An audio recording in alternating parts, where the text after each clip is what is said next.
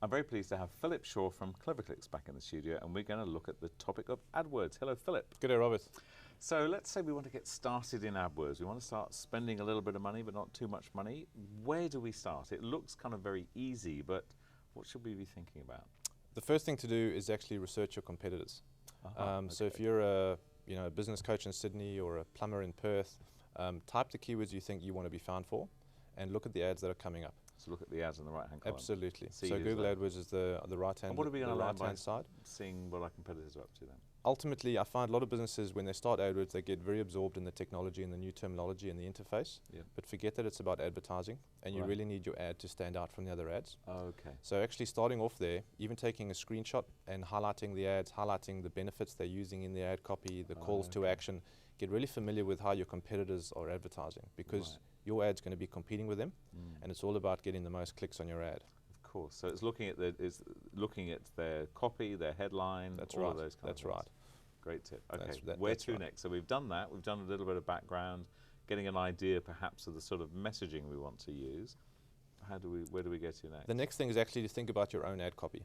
So now that you've done a bit of research, you can start thinking about your business, what's unique about you, and start describing your business, looking at some of the key elements that you want in your ad copy. So really important to include your keyword, preferably in the headline. That creates a bit of engagement with the searcher. So let's say you were that plumber in Perth. What might your keyword be? Let's say I'd try to get a little bit specific too, not just plumber.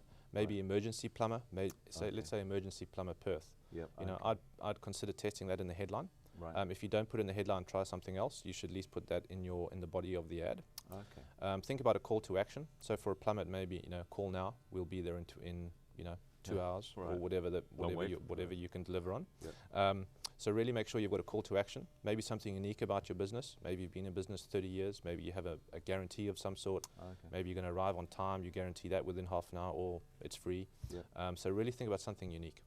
And I guess the thing is, with AdWords, we can adjust this copy in real time, can't we? It's very easy to change an ad. Absolutely. And also presumably I'm probably jumping ahead of your points, but we can test campaigns very easily, can't we? That's what it's all about. Yeah. That's what it's all about. So I'd encourage people to always have 2 ads running per ad group.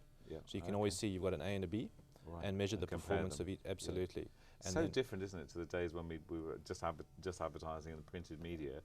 You'd write it, send it, 2 weeks later you'd see it, and then realise you got the words all wrong. Absolutely. Instant feedback. You really do get instant feedback. Depending on your budgets, you can get feedback within a day. In fact, sometimes within a couple of hours. So we talked about looking at competitors, what they do, looking at their copy, drafting our own copy, running a couple of test campaigns. Anything else we should be looking at? That's right, yeah. One of the other points is around conversion tracking. So setting up conversion tracking, it involves putting a piece of Google code onto your website, onto the actual thank you page of the contact form, the download, whatever it is you're selling, or the lead generation form. So the page where you're trying to get people to ultimately get to the thank you, not the actual application. Because then what Google does is every time that thank you is shown, that's success for you. That means someone's made contact. That enables you to see at the keyword level which keyword was the most effective the one that for you. drove people through to that point. That's right. Yeah. And then you can start investing more in those keywords, turn the bad keywords off, and over time you can constantly improve your returns. Do you consider the whole AdWords thing?